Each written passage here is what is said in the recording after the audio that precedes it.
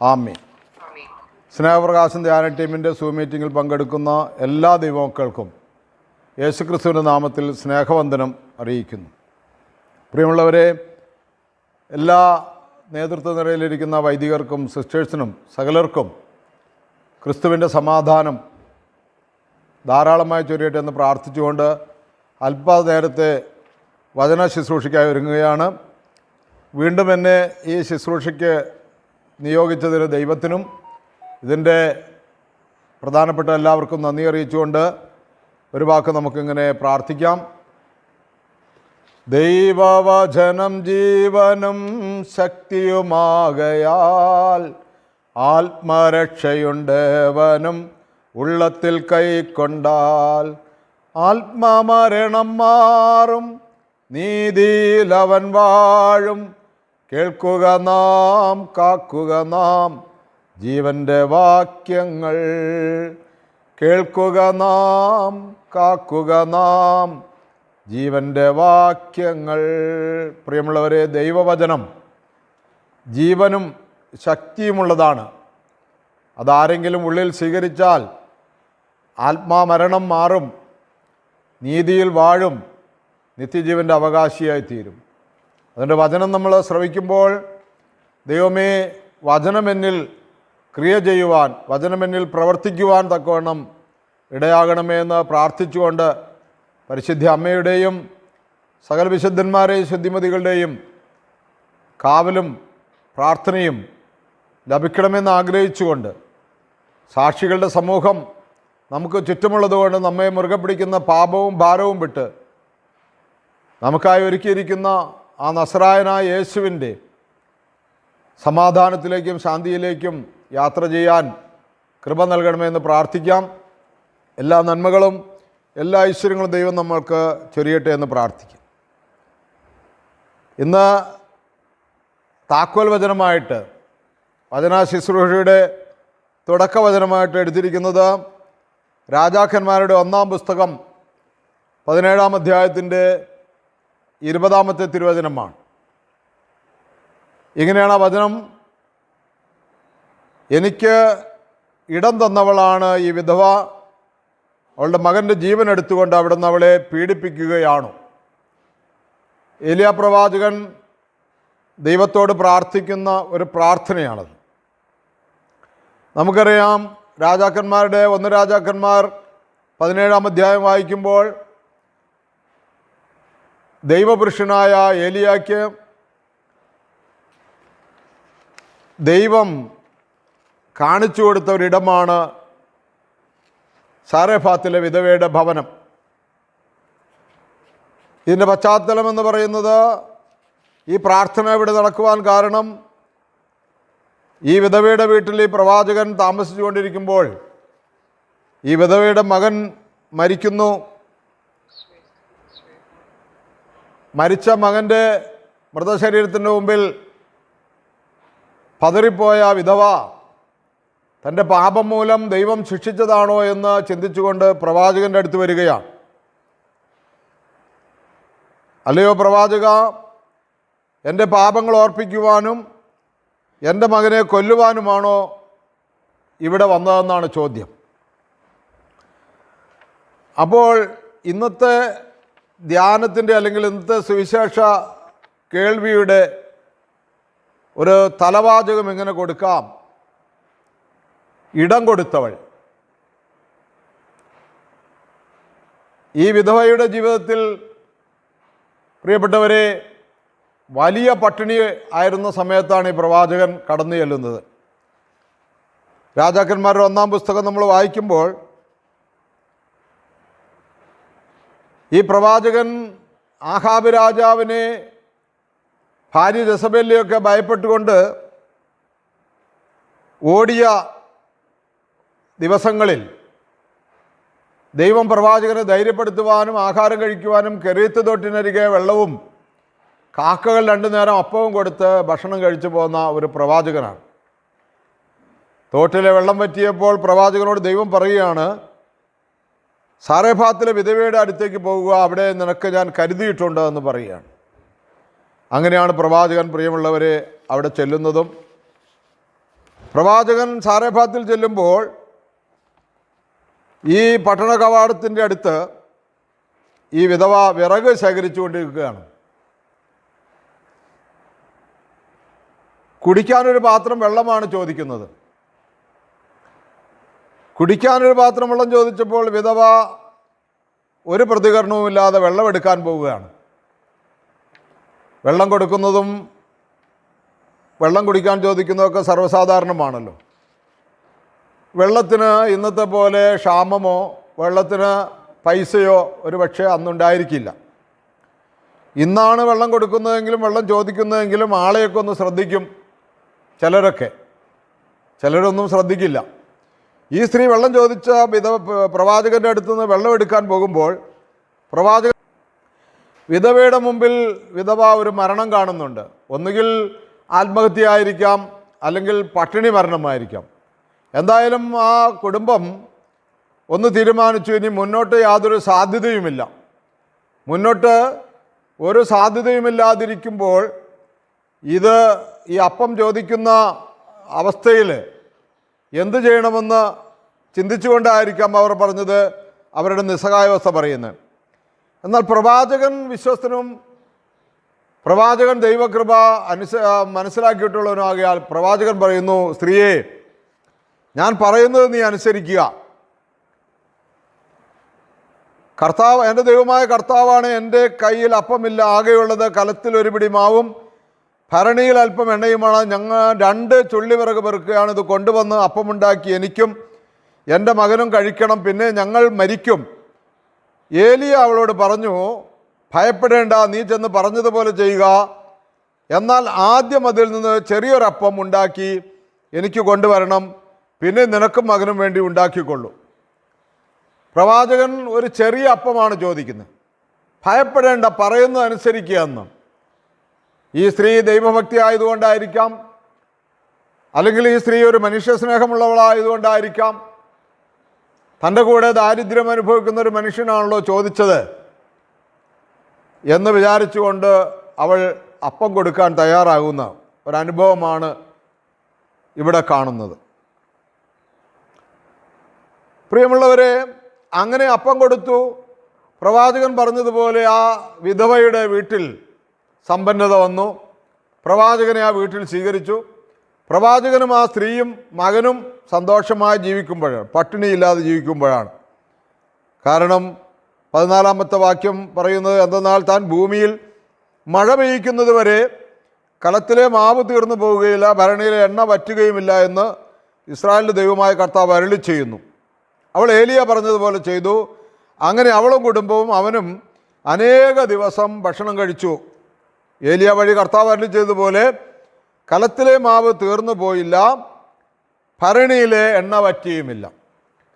പ്രിയമുള്ളവരെ, ഈ സ്ത്രീയെ സംബന്ധിച്ചിടത്തോളം വലിയ അത്ഭുതത്തിൻ്റെ, വലിയ അനുഭവത്തിൻ്റെ നാളുകളാണ്. എത്ര സ്തുതിച്ചാലും മതിവരാത്ത അനുഭവമാണ്. നമ്മുടെയൊക്കെ ജീവിതത്തിൽ അങ്ങനെയാണല്ലോ.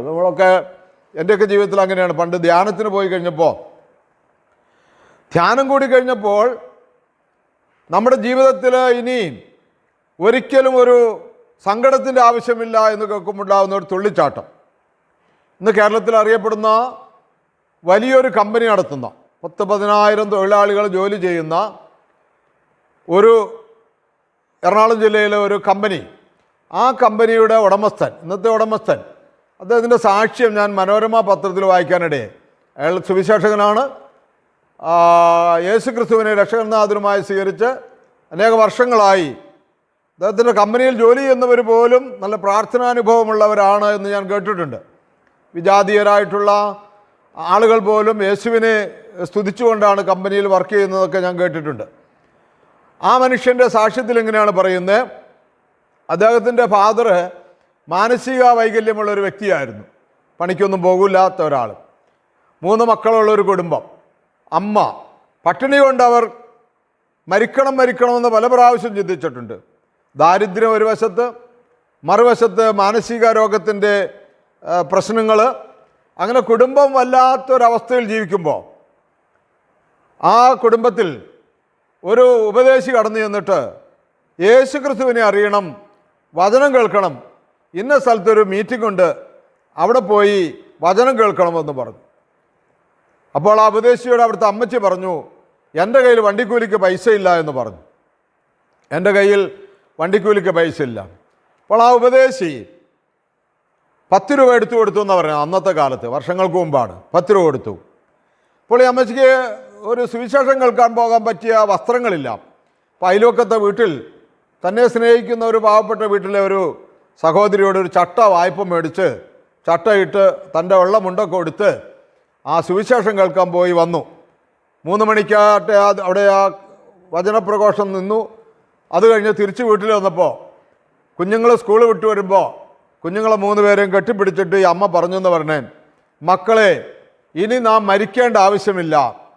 നമ്മളെ രക്ഷിക്കുന്ന, നമ്മളെ കരുതുന്ന ഒരു ദൈവത്തെ അമ്മ ഇന്ന് കണ്ടു എന്ന് പറഞ്ഞ് കെട്ടിപ്പിടിച്ച് കരഞ്ഞു എന്നാണ് പറയുന്നത്. മക്കളെ, ഇനി നമ്മൾ മരിക്കേണ്ട ആവശ്യമില്ല. മക്കളെ, ഇനി നമ്മൾ കരയേണ്ട ആവശ്യമില്ല.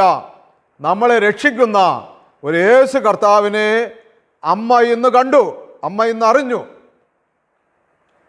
ഇന്ന് 10,000-ത്തിലധികം ആളുകൾക്ക് തൊഴിൽ കൊടുക്കുന്ന വലിയൊരു വ്യവസായത്തിൻ്റെ ഉടമയാണ് ഈ പറയുന്ന 3 മക്കളിൽ ഒരാൾ. അപ്പോൾ എനിക്കറിയാം, ഞാൻ ആ സാക്ഷ്യം കേട്ടപ്പോഴും പല അനുഭവത്തിൽ നിന്നും ഞാൻ മനസ്സിലാക്കിയിട്ടുണ്ട് ഈ വിധവയുടെ അനുഭവം. ഈ വിധവയും ഇതുപോലെ ഈ ഏലിയ എന്ന് പറയുന്ന ഉപദേശിയെ കണ്ട് അവിടുത്തെ പട്ടിണി മാറുമെന്ന് വിശ്വസിച്ചു. അപ്പോൾ പ്രിയമുള്ളവരെ, കെട്ടിപ്പിടിച്ച മകനെ കെട്ടിപ്പിടിച്ച് കരഞ്ഞിട്ടുണ്ടാകും. അമ്മ പറഞ്ഞിട്ടുണ്ടാകും, മകനെ, ഇനി നമ്മൾ മരിക്കേണ്ട ആവശ്യമില്ല, ഇനി നമ്മൾ ആകുലപ്പെടേണ്ട ആവശ്യമില്ല. നമ്മളെ രക്ഷിക്കുന്ന ഒരു ദൈവത്തെ നമ്മൾ കണ്ടു. എന്നെ കേൾക്കുന്ന ദൈവത്തിൻ്റെ ജനമേ, ദൈവമക്കളെ, നിങ്ങൾ തീർച്ചയായിട്ടും ഈ വിധവയുടെ അനുഭവത്തിലൂടെ കടന്നു പോകുന്നുണ്ടെങ്കിൽ മക്കളെ കൂട്ടിപ്പിടിച്ച് മരിക്കണമെന്ന് ചിന്തിച്ചു കൊണ്ടിരിക്കുമ്പോൾ, മക്കളെക്കുറിച്ച് ഇനി എന്ത് ചെയ്യണമെന്ന് ആഗ്രഹിച്ചു കൊണ്ടിരിക്കുന്ന സമയത്ത്, പ്രിയമുള്ളവരെ, മക്കളെ കെട്ടിപ്പിടിച്ചുകൊണ്ട് പറയാൻ സാധിക്കണം, നമ്മളെ രക്ഷിക്കുന്ന ഒരു ദൈവമുണ്ട്. പ്രിയമുള്ളവരെ, ഞാൻ എൻ്റെ പള്ളിക്കൂടം പഠിച്ച കാലത്ത്, എൻ്റെ സ്കൂൾ വിദ്യാഭ്യാസ കാലത്ത് ഞാൻ പഠിച്ച ഒരു പള്ളിക്കൂടത്തിലൊരു പാഠമാണ് ഖലീഫ ഉമ്മർ. ഖലീഫ ഉമ്മർ എന്ന പാഠം പഠിച്ചുകൊണ്ടിരിക്കുമ്പോൾ, ഖലീഫ ഉമ്മർ എന്ന് പറയുന്ന രാജാവിൻ്റെ ആ രാജ്യത്തിൽ ഒരു ഉമ്മ തൻ്റെ 6-7 മക്കളെ കെട്ടിപ്പിടിച്ച് കരയുകയാണ്. എന്താണ് കെട്ടിപ്പിടിച്ച് കരയുന്നത്? പടച്ചവനെ, പട്ടിണി കിടന്ന് മരിക്കാനും സമ്മതിക്കില്ലല്ലോ. ഉമ്മ ഒരു ഓലക്കുടിലാണ് താമസിക്കുന്നത്. ഓലയെല്ലാം ചോർന്നൊലിക്കുന്നു. ഉമ്മ ഒരു കലത്തിൽ, ഖലീഫ ഉമ്മർ വേഷപ്രചരനായി വേഷം മാറി ഈ കുടിലിൻ്റെ അടുത്ത് വരുമ്പോൾ ഈ കുട്ടികളുടെ കരച്ചിൽ കേട്ട് ഖലീഫ ഉമ്മർ ആ ഓലക്കീറിൻ്റെ ഉള്ള നോക്കുമ്പോൾ ഒരു ഉമ്മ കലത്തിൽ വെള്ളം തിളയ്ക്കുന്നു.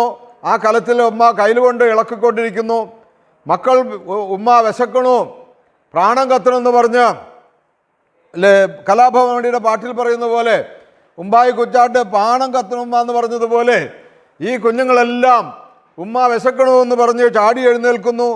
ഉമ്മ കലത്തിലിളക്കിക്കൊണ്ട് പറയുന്നു, ഇപ്പോൾ വാങ്ങും മക്കളെ എന്ന് പറയുന്നു.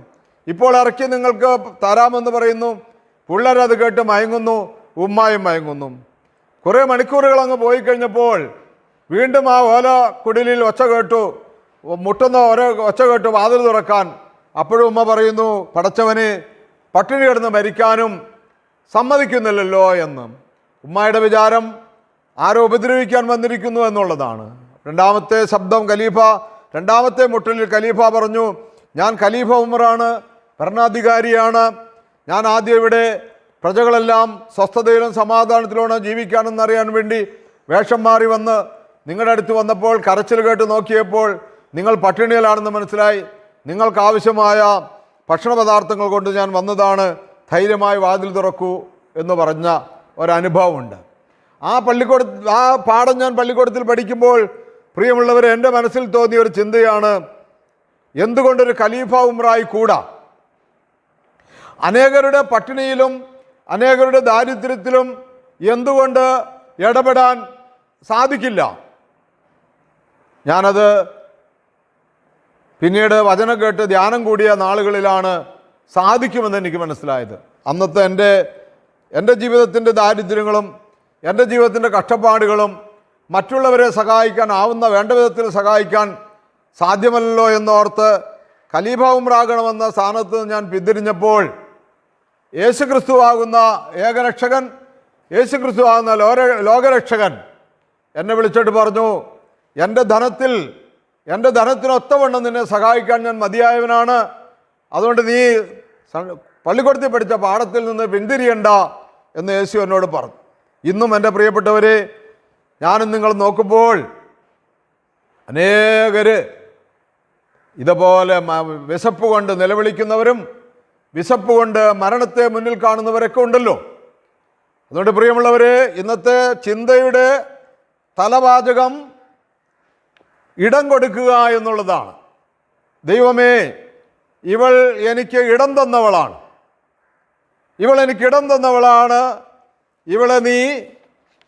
ഇവളുടെ മകൻ്റെ ജീവനെടുത്ത് ഇവളെ പീഡിപ്പിക്കരുത് എന്ന ഏലിയായുടെ അവകാശത്തോടു കൂടിയുള്ള പ്രാർത്ഥന. അതേക്കുറിച്ചാണ് പ്രിയമുള്ളവരെ നമ്മൾ ചിന്തിക്കുന്നത്. ഇടം തരുന്ന വ്യക്തികളാണോ നമ്മൾ? ഇടം കൊടുക്കുന്ന വ്യക്തികളാണോ?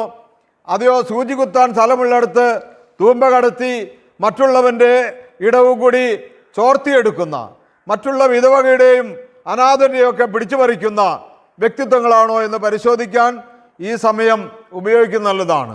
കാരണം അനേക വിധവമാർ പറയുന്നത് ഞാൻ കേട്ടിട്ടുണ്ട്, വീട് വെക്കാൻ സർക്കാർ സഹായിക്കും, വീട് വെക്കാൻ പള്ളിക്കാർ സഹായിക്കും, വീട് വെക്കാൻ പഞ്ചായത്ത് സഹായിക്കും, പക്ഷെ വീട് വെക്കാൻ ഒരു 5 സെൻറ്റ് സ്ഥലം എൻ്റെ അമ്മായിയപ്പനും എൻ്റെ അമ്മായിയമ്മയും ഭർത്താവിൻ്റെ സഹോദരങ്ങളും തരില്ല. ഭർത്താവ് മരിച്ചതിന് ശേഷം ഭൂമി എൻ്റെ പേരിൽ എഴുതിയാൽ ഞാനിത് വിറ്റ് വേറെ കല്യാണം കഴിച്ചു പോകും, അപ്പോൾ അവരുടെ മുതൽ നഷ്ടപ്പെട്ടു പോകുമെന്ന ചിന്തയിൽ 5 സെൻറ്റ് സ്ഥലം പോലും തരാതെ എന്നെ ഒരു അടിമയെപ്പോലെ എൻ്റെ ഭർത്താവിൻ്റെ വീട്ടിൽ ഉപയോഗിക്കുകയാണ് എന്ന് പറയുന്ന സഹോദരിമാരെ കാണുവാൻ കേൾക്കുവാൻ ഒക്കെ ഇടയായിട്ടുള്ളത് കൊണ്ടാണ്. അങ്ങനെ ചില വിധവമാരുടെ വീട്ടിൽ ചെന്ന് അവരോട് ഇങ്ങനെ ഒരു 5 സെൻറ്റ് സ്ഥലം കൊടുക്കാൻ പാടില്ല എന്ന് ചോദിക്കുമ്പോൾ എങ്ങനെ വിശ്വസിക്കാനാണ്, എങ്ങനെ കൊടുക്കാനാണ്? അവൾ ചെറുപ്പമാണ്, അവൾ വേറെ വല്ലവരും കല്യാണം കഴിച്ചു പോയാൽ എന്ന് മാതാപിതാക്കന്മാരുടെ വായിൽ നിന്ന് കേട്ടിട്ടുള്ളത് കൊണ്ടും പറയുന്നതാണ്. അല്ലാതെ ആരെയും ഇതിന് മോശക്കാരാക്കാനോ കുറ്റം വിധിക്കാനോ പറയുന്നതെല്ലാം. എന്നാൽ ഈ വിധവ തൻ്റെ മകനെ കെട്ടിപ്പിടിച്ച് പറഞ്ഞു കാണും, എന്ത് പറഞ്ഞു കാണും? ഇനി നമ്മൾ മരിക്കേണ്ട ആവശ്യമില്ല, ഇനി നമ്മൾ സങ്കടപ്പെടേണ്ട ആവശ്യമില്ല. നമ്മളെ രക്ഷിക്കുന്ന, നമ്മളെ കരുതുന്ന ഒരു ക്രിസ്തുവിനെ, ഒരു ദൈവത്തെ കണ്ടു മകനെ. അതുകൊണ്ട് എന്നെ കേൾക്കുന്ന പ്രിയപ്പെട്ടവരെ, നിങ്ങൾ പട്ടിണിയിലാണോ, നിങ്ങൾ ദുരിതത്തിലാണോ, നിങ്ങൾ വിധവയാണോ, നിങ്ങൾ അനാഥയാണോ, നിങ്ങൾ യേശു ക്രിസ്തു കെട്ടിപ്പിടിച്ചിട്ട് പറയുന്നു, ഇനി നീ സങ്കടപ്പെടേണ്ട കാര്യമില്ല, ഇനി നീ കരയേണ്ട ആവശ്യമില്ല, ഇനി നീ ആകുലയാകേണ്ട കാര്യമില്ല. നിന്നെ എൻ്റെ കണ്ണ് എന്നേ കണ്ടു കഴിഞ്ഞു, നിന്നെ എൻ്റെ കണ്ണ് എന്നേ കണ്ടു കഴിഞ്ഞു. ഹല്ലേലൂയ. പ്രിയമുള്ളവരെ, ഈ വിധവയുടെ ആ അനുഭവം നമ്മളുടെ ജീവിതത്തിൽ ഉണ്ടാകുവാൻ വേണ്ടി നമുക്ക് പ്രാർത്ഥിക്കാം. വിധവ അങ്ങനെ തൻ്റെ അപ്പത്തിൽ നിന്ന് ഒരു കഷണം പ്രവാചകന് കൊടുത്തപ്പോൾ ഭരണിയിലെ എണ്ണ, മാവ് തീർന്നില്ല, കലത്തിൽ എണ്ണയും വറ്റിയില്ല. പക്ഷേ പ്രശ്നം തീർന്നോ? ഇല്ല. പ്രശ്നമിൻ്റെ തുടങ്ങുകയാണ്. എന്താണ് പ്രശ്നം?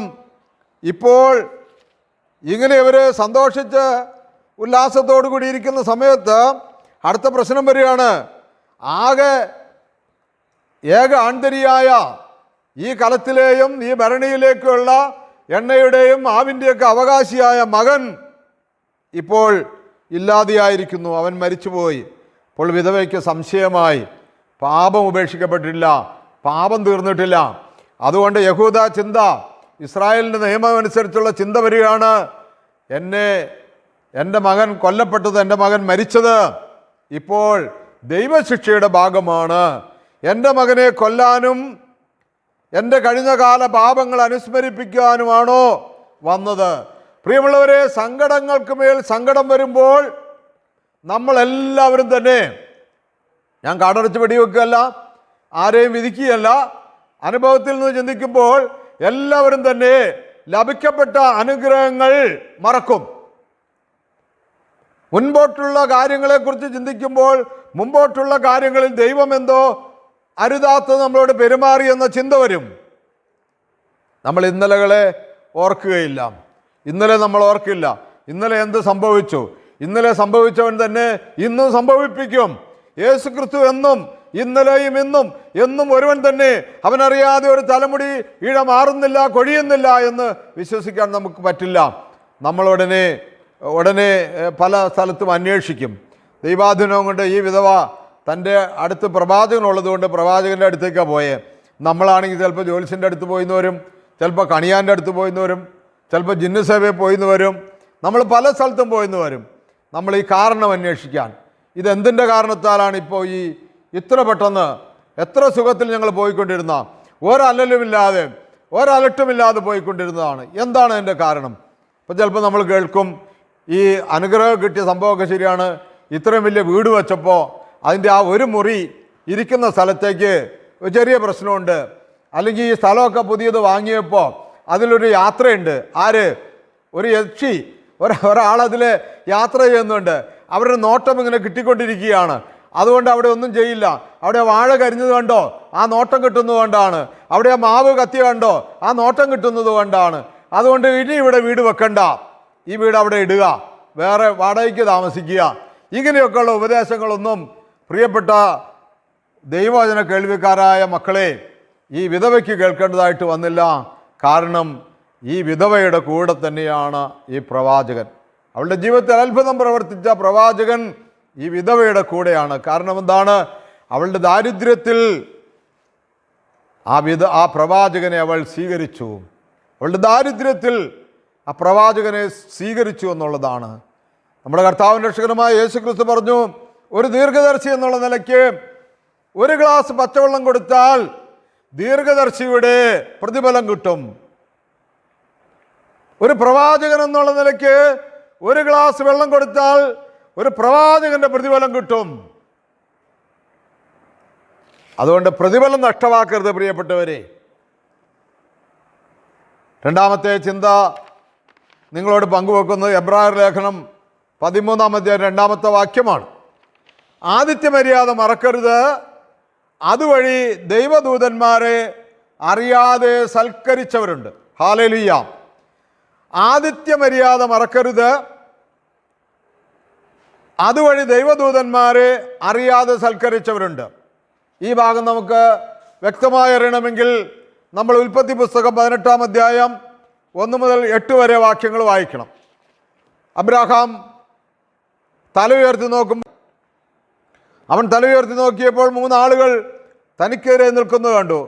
അവരെ കണ്ടവൻ കൂടാരവാതിൽക്കൽ നിന്ന് എഴുന്നേറ്റ് അവരെ എതിരേൽക്കാൻ ഓടിച്ചെന്ന് നിലം പറ്റി താണ് അവരെ വണങ്ങി. അവൻ പറഞ്ഞു, യജമാനനെ, അങ്ങ് എന്നിൽ സംപ്രീതനെങ്കിൽ അങ്ങയുടെ ദാസനെ കടന്നു പോകരുതേ. കാല് കഴുകാൻ കുറച്ച് വെള്ളം കൊണ്ടുവരട്ടെ, മരത്തണലിരുന്ന് വിശ്രമിക്കുക. നിങ്ങൾ ഈ ദാസൻ്റെ അടുക്കൽ വന്ന നിലയ്ക്ക് ഞാൻ കുറേ അപ്പം കൊണ്ടുവരാം, വിശപ്പടക്കിയിട്ട് യാത്ര തുടരാം. നീ പറഞ്ഞതുപോലെ ചെയ്യുക എന്നവർ പറഞ്ഞു.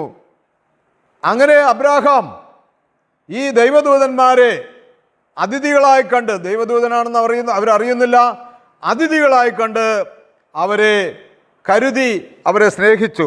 ആ യാത്രയിലാണ് അബ്രാഹത്തോട് എൻ്റെ ഭാര്യ സാറ എവിടെയാണെന്നും അടുത്ത വർഷം ഞങ്ങൾ ഇതിലെ വരുമ്പോൾ അവൾ ഗർഭം ധരിച്ചിരിക്കുമെന്നൊക്കെ പറയുന്നതും വാഗ്ദത്ത സന്തതിയായ ഇസ്ഹാക്കിനെ അവർക്ക് ലഭിക്കുന്നതും. പ്രിയമുള്ളവരെ, അതിഥി ദേവോഭവ, അതിഥി ദൈവമാണ്. അതിഥിയെ സ്വീകരിച്ച് അനുഗ്രഹം പ്രാപിക്കുന്നവരുണ്ട്. അതിഥിയെ സ്വീകരിച്ച് എങ്ങനെ വിശക്കുന്നവരെ കണ്ടു. ആ ദൂതന്മാർ വിശന്നിരിക്കുകയാണ്. അവരെ ഓടിച്ചെന്ന് അബ്രാഹാം, വഴിപോക്കരായിരിക്കും, ആരെങ്കിലും ആകട്ടെ, ഇപ്പം ഞാൻ എന്തിനു മെനക്കെടാൻ പോണു? വല്ല കള്ളന്മാരൊക്കെ ആണെങ്കിൽ പലരും വേഷം കെട്ടി വരും. ചിലപ്പോൾ അച്ഛൻ്റെ വേഷത്തിൽ വരും, ചിലപ്പോൾ മെത്രാൻ്റെ വേഷത്തിൽ വരും, പലരും പല വേഷത്തിൽ വരും. മുഖ്യമന്ത്രിയുടെ വേഷത്തിൽ വരും, കളക്ടറുടെ വേഷത്തിൽ വരും. അങ്ങനെയൊക്കെയാണല്ലോ ഇപ്പോൾ തട്ടിപ്പ് പറഞ്ഞെല്ലാം മേടിച്ചു കൊണ്ടുപോകണേ. പല വേഷത്തിലും വരും എന്ന് ചിന്തിച്ച് അബ്രാഹാം വാതിലടച്ച് അടുക്കളപ്പുറത്തേക്ക് പോവല്ലേ ചെയ്ത് അബ്രാഹാം ഓടിച്ചെന്ന് അതിഥി ദേവോഭവ, അതിഥി ദൈവമാണ് എന്ന് പറഞ്ഞുകൊണ്ട് അബ്രാഹാം ഈ 3 ദൈവദൂതന്മാരെ സ്വീകരിച്ചത് വഴി പൗലോസ് അപ്പോസ്തലൻ പറയുന്നു, ആതിഥ്യമര്യാദ മറക്കരുത്, അതുവഴി ദൈവദൂതന്മാരെ അറിയാതെ സൽക്കരിച്ചവരുണ്ട്. എൻ്റെ പ്രിയപ്പെട്ടവരെ, ഇന്ന് റിമോട്ട് ഗേറ്റൊക്കെ വെച്ച് ഗേറ്റിൽ വന്ന് നിൽക്കുന്നവൻ ആരെന്ന് നോക്കി അവൻ്റെ ഫോട്ടോ വീട്ടിൽ ക്യാമറയിൽ പതിയുമ്പോൾ അകത്ത് കയറ്റണോ വേണ്ടോ എന്ന് ചിന്തിച്ചുകൊണ്ട് റിമോട്ട് എടുക്കുന്നവരെ ശ്രദ്ധിക്കുക. നിന്റെ വീടിൻ്റെ വാതിൽക്ക് വന്ന് നിൽക്കുന്നത് ഒരു പട്ടിണിക്കാരനാണെങ്കിലും പാവപ്പെട്ടവനാണെങ്കിലും നീ അവനെ സ്വീകരിക്കുമ്പോൾ അത് ദൈവമാണെന്ന് തിരിച്ചറിയുക. ദൈവമാണ് വന്നുപോയതെങ്കിൽ, ദൈവമാണ് വന്നതെങ്കിൽ, യേശുവാണ് വന്നതെങ്കിൽ, ഈശ്വരൻ ഒരിക്കൽ വിരുന്നിന് പോയി രാജകൊട്ടാരത്തിൽ ക്ഷണിക്കാതെ, അത് രാജാവായിരുന്നു, അത് ഇസ്രായേലിൻ്റെ രാജാവാണ്, ദൈവമായിരുന്നുവെങ്കിൽ നിന്റെ റിമോട്ടും നിന്റെ ഗേറ്റൊക്കെ ന്യായവിധി ദിവസം എന്തായിത്തീരുമെന്ന് പരിശോധിക്കേണ്ടത് നല്ലതാണ്. അബ്രഹാം ആതിഥ്യമര്യാദ മറന്നില്ല. അതുവഴി ദൈവദൂതന്മാരെ അറിയാതെ സൽക്കരിച്ചവരുണ്ട്. ഉൽപ്പത്തി പുസ്തകം 19-ാം അധ്യായം 1 മുതൽ 3 വരെ വാക്യങ്ങൾ വായിക്കുമ്പോൾ ലോത്ത് നഗരവാതിൽക്കൽ ഇരിക്കുകയായിരുന്നു. അവരെ കണ്ടപ്പോൾ ലോത്ത് എതിരേൽക്കാനായി എഴുന്നേറ്റിയെന്ന് നിലം പറ്റി താണുവണങ്ങി.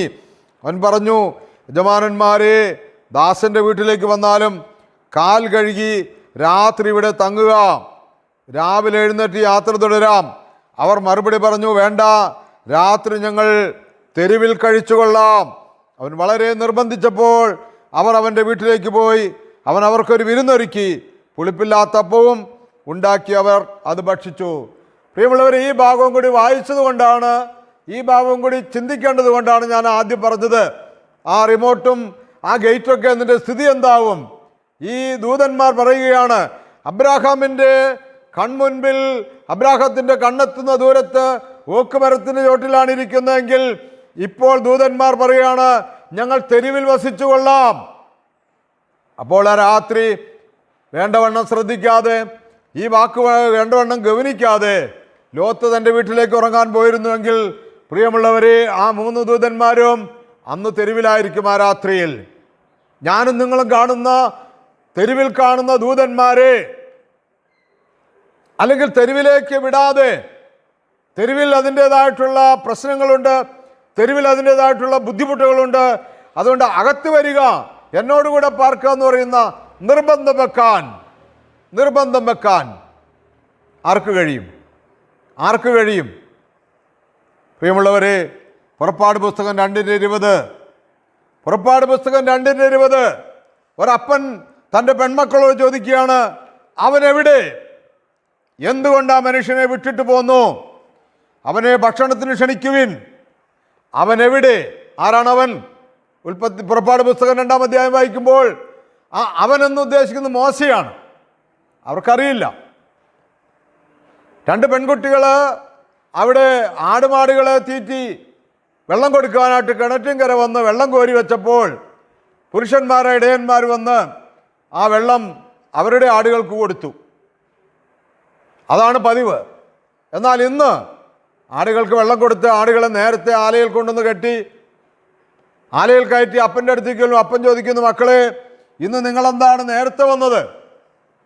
അപ്പോൾ ആ പെൺകുട്ടികൾ പറഞ്ഞു, ഇന്ന് ഞങ്ങളുടെ ആടുകളുടെ വെള്ളം കൊടുക്കാൻ എടുത്തുകൊണ്ട് വന്ന പുരുഷന്മാരെ ഒരു മനുഷ്യൻ ആട്ടിപ്പായിച്ചു. അവൻ അവരോട് മല്ലിട്ട് ഞങ്ങളുടെ വെള്ളം ഞങ്ങൾക്ക് തന്നെ കിട്ടി, അതുകൊണ്ട് ഞങ്ങൾ നേരെ വന്നു. അപ്പൻ്റെ ചോദ്യമാണ് പെൺമക്കളോട്, അവനെവിടെ? അയാളെവിടെയാണ്? എന്തുകൊണ്ട് ആ മനുഷ്യനെ വിട്ടിട്ട് പോന്നു? അവനെ ഭക്ഷണത്തിന് ക്ഷണിക്കുവിൻ. അവനെ ഭക്ഷണത്തിന് പെൺകുട്ടികൾ അപ്പം തന്നെ പോയി ഭക്ഷണത്തിന് ക്ഷണിച്ചു. പ്രിയമുള്ളവരെ, ഇന്നാണെങ്കിൽ പറയും, ഞാനും 2 പെൺമക്കളുമല്ലേ. 1995 ഏപ്രിൽ മാസത്തിൽ ഞാൻ എൻ്റെ ഭാര്യയോട് പറഞ്ഞു, എൻ്റെ പ്രിയപ്പെട്ടവളെ, വഴിയിൽ കാണുന്ന ഒരു വല്യപ്പനെ ഡിവൈൻ ധ്യാന കേന്ദ്രത്തിൽ ധ്യാനത്തിനിരുത്തിയിരിക്കുകയാണ്. വല്യപ്പൻ ഭിക്ഷാടകനാണ്. ധ്യാനത്തിന് കൊണ്ടുവന്നിരുത്തിയിട്ട് ഞാൻ പറഞ്ഞു, ധ്യാനത്തിനിരുന്നോ, ശനിയാഴ്ച വന്ന് ഞാൻ കൊണ്ടുവന്നോളാം എന്ന് പറഞ്ഞുകൊണ്ട് പോന്നു. ആ ദിവസങ്ങളിലൊക്കെ എൻ്റെ മനസ്സിൽ ഭയങ്കര ആശങ്കയായി. ഈ അപ്പച്ചൻ ധ്യാനം കൂടി ഭിക്ഷാടനം നിർത്തണം, നന്നായി ജീവിക്കണം, ഒരാശ്രയം കിട്ടിയാലെന്നൊക്കെ വിചാരിച്ചിരിക്കുകയാണെങ്കിൽ ഞാനെന്തു ചെയ്യും? ഞാൻ ഒരു ബുധനാഴ്ച ദിവസമൊക്കെ ആയപ്പോൾ ഞാൻ എൻ്റെ ഭാര്യയോട് പറഞ്ഞു, എൻ്റെ മനസ്സ് വല്ലാത്ത അസ്വസ്ഥമാണ്. ഈ അപ്പച്ചനെ ധ്യാനകേന്ദ്രത്തിൽ കൊണ്ടുവന്നിരുത്തിയിരിക്കുന്നു, ഭിക്ഷാടന റോഡിൻ്റെ പക്കത്ത് നിന്ന് കൊണ്ടുപോയതാക്കിയേക്കണതാണ്. ഭിക്ഷാടനം നിർത്തി നന്നായി ജീവിക്കണം എന്ന് വിചാരിച്ചാൽ ധ്യാനം കഴിഞ്ഞ് വിളിച്ചു കൊണ്ടുപോയ കടത്തിനെ കൊണ്ടുവന്ന് എന്നെ ഇരുത്തിയിട്ട് ഞാൻ എൻ്റെ വീട്ടിലേക്ക് വന്നാൽ, ഞാൻ എൻ്റെ വീട്ടിലെ കട്ടിലിൽ കിടക്കുകയും അപ്പച്ചൻ കടത്തിണ്ടയിൽ കിടന്നാൽ ഒരു മനുഷ്യന് ആവശ്യമായ വസ്ത്രമോ ഭക്ഷണമോ ഇല്ലാതെ ജീവിക്കുമ്പോൾ സമാധാനത്തിൽ പോവുക, തീ കായുക എന്ന് പറഞ്ഞാൽ എന്ത് പ്രയോജനം? യാക്കോബ് ശ്രീയുടെ ലേഖനം 2-ാം അധ്യായത്തിലെ വചനം ഞാൻ ഓർത്ത് എൻ്റെ ഭാര്യയോട് പറഞ്ഞു. അപ്പം എൻ്റെ ഭാര്യ എന്നോട് പറഞ്ഞു, നമുക്കെന്ത് ചെയ്യാൻ പറ്റും? നമ്മൾക്ക് 2 പെൺകുഞ്ഞുങ്ങളല്ലേ. ഇവിടെയാണ് മോശ 2 പെൺകുട്ടികൾ അവളുടെ അപ്പൻ്റെ വർത്താനം കേൾക്കുന്നു. അവനെവിടെ? ആ പുരുഷനെവിടെ? നിങ്ങളെ സഹായിച്ച, നിങ്ങളെ സംരക്ഷിച്ച ആ പുരുഷനെവിടെ? അവനെ വിളിച്ചു കൊണ്ടുവരിക, ഭക്ഷണത്തിന് ക്ഷണിക്കുക. എൻ്റെ ഭാര്യയുടെ നിസ്സഹായാവസ്ഥ ഞാൻ മനസ്സിലാക്കി. ഞങ്ങൾ ആ രാത്രിയിൽ പ്രാർത്ഥിച്ചു, ഒത്തിരി പ്രാർത്ഥിച്ചു. ദൈവമേ, നിൻ്റെ ശക്തി, നിൻ്റെ മഹത്വം ഞങ്ങളുടെ 2 പെൺകുഞ്ഞുങ്ങളുടെ ഇടയിലും ഞങ്ങളുടെ ദാമ്പത്യ ജീവിതത്തിലും വെളിപ്പെടുത്തണമേ. ആ അപ്പച്ചനെ ഞങ്ങളുടെ വീട്ടിൽ താമസിപ്പിക്കേണ്ടതാണെങ്കിൽ നിൻ്റെ കൃപ വിളങ്ങട്ടെ എന്ന് പ്രാർത്ഥിച്ചു. ശനിയാഴ്ച ദിവസം പ്രിയമുള്ളവരെ, ധ്യാനം കഴിഞ്ഞ സ്ഥലത്ത് നിന്ന് ഞാൻ വിളിച്ചു കൊണ്ടുവന്നു, എൻ്റെ കുഞ്ഞ് വീട്ടിലേക്ക് വിളിച്ചു കൊണ്ടുവന്നു. എൻ്റെ ഭാര്യ എന്നോട് യാതൊരു എതിരും പറഞ്ഞില്ല. ഞാൻ എൻ്റെ ബിസിനസ്സിൽ പോയി ഭാര്യ അപ്പച്ചനെ കൃത്യമായി പരിചരിച്ചു. പ്രിയമുള്ളവരെ, ഞാൻ പറഞ്ഞതെന്താണെന്ന് ചോദിച്ചു കഴിഞ്ഞാൽ, ഇവിടെ മോശയാണെന്ന് തിരിച്ചറിയുന്നില്ല, ഇസ്രായേലിനെ വീണ്ടെടുക്കാനുള്ളവനാണെന്ന് തിരിച്ചറിയുന്നില്ല. ഒറ്റ കാര്യമാണ് ആ കുട്ടികൾ പറഞ്ഞത്, ആ പെൺകുട്ടികൾ പറഞ്ഞത്, ഞങ്ങളെ ഇന്ന് സഹായിച്ചു, ഞങ്ങളെ ഉപദ്രവിക്കുന്നവരുടെ കയ്യിൽ നിന്ന് ഞങ്ങളെ വിടുവിച്ചു. ഈ അപ്പൻ്റെ ചോദ്യം, അവനെവിടെ? എന്നെ കേൾക്കുന്ന പ്രിയപ്പെട്ടവരെ, ഇന്ന് എന്നോടും നിങ്ങളോടും കർത്താവ് ചോദിക്കുന്നില്ലേ, ഞാൻ എവിടെ? ഞാൻ നിന്നെ സഹായിച്ചു, ഞാൻ നിന്നെ രക്ഷിച്ചു, നിൻ്റെ വീട്ടിൽ എനിക്കെവിടെയാണ് സ്ഥാനം? നിൻ്റെ വീട്ടിൽ, നിൻ്റെ ശുശ്രൂഷ സ്ഥലത്ത് ഞാൻ എവിടെ? ചോദിക്കണ്ടാവൂലേ? ഇനി ചില വീട്ടുകളിൽ ചില സഹോദരിമാർ ചോദിക്കില്ലേ, നിൻ്റെ അമ്മായിയപ്പൻ എവിടെ? അയ്യോ, എൻ്റെ പൊന്നു കർത്താവെ, സ്വൈര്യം ഇല്ലാഞ്ഞിട്ട്, സഹിക്കാൻ പറ്റാഞ്ഞിട്ട് ഓൾഡേജ് ഹോം അന്വേഷിച്ചുകൊണ്ട് എടുക്കുക. 1 മാസത്തേക്ക് ഞാൻ അനിയൻ്റെ വീട്ടിലേക്ക് വിട്ടേക്കുകയാണ്, 30 ദിവസം സമാധാനം ഉണ്ടാവില്ല. നിൻ്റെ അമ്മ എവിടെ? ചോദിക്കില്ലേ? നിൻ്റെ സഹോദരൻ എവിടെ? ചോദിക്കില്ലേ?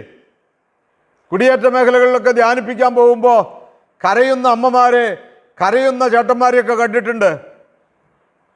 60കളിൽ 50കളിലൊക്കെ സ്വന്തം ജനിച്ചു വളർന്ന് നാടും വീടും വിട്ട് കാടും മേടും വന്യമൃഗങ്ങളൊക്കെ ഉള്ള സ്ഥലത്ത് ചെന്ന് കഷ്ടപ്പെട്ട ജീവിതം. സ്വന്തം സഹോദരങ്ങൾ, അമ്മയപ്പന്മാരൊക്കെ നാട്ടിൽ ആർഭാടത്തോടും ആഡംബരത്തോടും കൂടി ജീവിക്കുമ്പോൾ ജീവിക്കാൻ വേണ്ടി കഷ്ടപ്പെട്ടു വന്ന കുടിയേറ്റ മേഖലയിലെ പാവങ്ങൾ കരയുന്നത് കേട്ടിട്ടുണ്ട്. അന്നത്തെ കഥകൾ പറഞ്ഞ് പ്രിയമുള്ളവരെ, ചോദിക്കില്ലേ, അവനെവിടെ? നീ ഭക്ഷണത്തിന് ക്ഷണിച്ചോ? അടുത്ത ചോദ്യം വരില്ലേ? ചോദ്യത്തിനൊക്കെ മറുപടി കൊടുക്കേണ്ട പ്രിയമുള്ളവർ. സമയത്തിൻ്റെ കുറവ് കൊണ്ട് ഞാൻ മുന്നോട്ട് പോകുകയാണ്. വിഷയം കട്ടിയാണെന്ന് നിങ്ങൾക്ക് തോന്നുന്നുണ്ടെങ്കിൽ പ്രാർത്ഥിച്ചു കൊണ്ടിരിക്കുക. പരിശുദ്ധാത്മാവിന് സംസാരിക്കുമ്പോൾ ഇതിൽ കുറഞ്ഞൊന്നും സംസാരിക്കാൻ സാധ്യമായിരിക്കില്ല എന്ന് എനിക്ക് അനുഭവമുള്ളത് കൊണ്ടാണ് സംസാരിക്കുന്നത്. അതുകൊണ്ട് പ്രിയമുള്ളവരെ, പുറപ്പാട് 2:20, അവനെവിടെ? എന്തുകൊണ്ട് ആ മനുഷ്യനെ വിട്ടിട്ട് പോന്നു? അവനെ ഭക്ഷണത്തിന് ക്ഷണിക്കുവിൻ. ആ കുട്ടികൾ പോയി അവനെ ഭക്ഷണത്തിന് ക്ഷണിച്ചു. അവൻ ആ വീട്ടിൽ താമസിച്ചു. ഇസ്രായേലിന് മുഴുവൻ സംരക്ഷകനായ മോശ, ക്രിസ്തുവിന് തുല്യൻ എന്ന് പഴയ നിയമം പറയുന്ന എന്നെപ്പോലെ ഒരാളെ നിങ്ങൾക്ക് ദൈവം ഉയർത്തുമെന്ന് മോശ പറഞ്ഞ ആ മനുഷ്യസ്നേഹി, അതുകൊണ്ടാണല്ലോ അയാൾ ആ പെൺകുട്ടികളെ സംരക്ഷിച്ചത്. അല്ലെങ്കിൽ അയാളോ കഷ്ടപ്പെട്ട് ഓടുന്നു, അയാളെ കൊല്ലാൻ അന്വേഷിക്കുകയാണ്, അയാൾ ഓടി രക്ഷപ്പെട്ടിരിക്കുകയാണ്. അങ്ങനെ ആദ്യമൊന്ന് മാറി രക്ഷപ്പെട്ടു എന്ന് പറഞ്ഞിരിക്കുന്നിടത്ത് ഇനിയൊരു വല്ലാപ്പിന് വേണോ? മുമ്പൊരുത്തനെ അടിച്ചതിൻ്റെ പേരിലാണ് ഇപ്പോൾ എൻ്റെ ജീവൻ അപകടത്തിലായിരിക്കുന്നത്, ഇനി എന്തിനു പോകണം എന്ന് ചിന്തിക്കാതെ അനീതി സഹിക്കാൻ പറ്റാത്ത ആ നല്ല ഇടയൻ, ആ മോശയെ ആ പാവപ്പെട്ട കർഷകൻ്റെ വീട്ടിൽ താമസിപ്പിക്കുകയും അയാളുടെ മകളെ വിവാഹം ചെയ്തു കൊടുക്കുകയും അങ്ങനെ ഇസ്രായേലിൻ്റെ നായകൻ അവിടെ നിന്ന് വീണ്ടും ഫറവോയുടെ അടുക്കലേക്ക് വരുന്ന ചരിത്രമൊക്കെ നമുക്കറിയാമല്ലോ. ലോത്തിനെക്കുറിച്ചൊക്കെ നമുക്കറിയാം. നിർബന്ധിച്ച് തെരുവിൽ കടന്നവനെ നിർബന്ധിച്ച് വീട്ടിൽ കൊണ്ടുവന്ന് താമസിപ്പിച്ചു. ആ ദൂതന്മാർ ലോത്തിനോട് ചോദിക്കുന്നുണ്ട്, നിൻ്റെ വീട്ടിൽ നീയും ഭാര്യയും ആരൊക്കെയുണ്ട്? പെൺമക്കൾ 2 പേരുണ്ടെന്ന് ലോത്ത് പറയുന്നു. പിന്നെ അവരെ വിവാഹം കഴിക്കാനുള്ള 2 ചെറുപ്പക്കാരുമുണ്ട്. എന്നാൽ അവരെ വിളിച്ച് ഉടൻ പുറത്തിറങ്ങുക, ഞങ്ങളിത് നശിപ്പിക്കാൻ പോവുകയാണ്. ലോത്ത് എന്ന് അവൻ്റെ മകളെ വിവാഹം കഴിക്കാനുള്ളവരോട് പറഞ്ഞു. ഇതാണ് സംഭവം. ലോത്തിനെ ആക്ഷേപിച്ചു. എന്നാൽ ബൈബിൾ നമ്മൾ വായിക്കുന്നു, ദൂതന്മാർ ലോത്തിനോട് അവൻ്റെ കൈക്ക് പിടിച്ച് അവൻ്റെ ഭാര്യയും മക്കളെയും ക്ഷണത്തിൽ പെട്ടെന്ന് പുറത്താക്കി. അപ്പോൾ ലോത്തൊരു സങ്കടം പറയുകയാണ്, അടിയൻ ഓടിപ്പോകാൻ കെൽപ്പില്ല, കാണുന്ന പർവ്വതത്തിലേക്ക് കയറിക്കോട്ടെ എന്ന് ചോദിക്കുമ്പോൾ ആ കാണുന്ന പർവ്വതത്തിലേക്ക് കാണിച്ചു കൊടുക്കുകയും രക്ഷ എളുപ്പമാക്കി കൊടുക്കുകയും ചെയ്തു. പ്രിയമുള്ളവരെ, ചോദ്യം ഇതാണ്, ധ്യാനം ഇതാണ്. ദൈവമേ, ഇവൾ എനിക്ക് ഇടം തന്നവളാണ്, അതുകൊണ്ട് ഇവളുടെ മകനെ ജീവൻ തിരിച്ചു കൊടുക്കണമേ. ഇതാണ് ഇടം കൊടുത്തവളാണ്. അടുത്ത വചനം ഞാൻ നിങ്ങളോട് പറയട്ടെ. വിശുദ്ധ ഉൽപ്പത്തി പുസ്തകം 24-ാം അധ്യായം 31-ാമത്തെ വാക്യം. ലാബാൻ പറഞ്ഞു, കർത്താവിനാൽ അനുഗ്രഹിക്കപ്പെട്ടവനെ അകത്ത് വരിക. എന്താണ് പുറത്തു നിൽക്കുന്നത്? ലാബാൻ പറഞ്ഞു, കർത്താവിനാൽ അനുഗ്രഹിക്കപ്പെട്ടവനെ അകത്ത് വരിക. എന്താണ് പുറത്തു നിൽക്കുന്നത്? അബ്രാഹത്തിൻ്റെ ദാസനായ ഏലിയാസാർ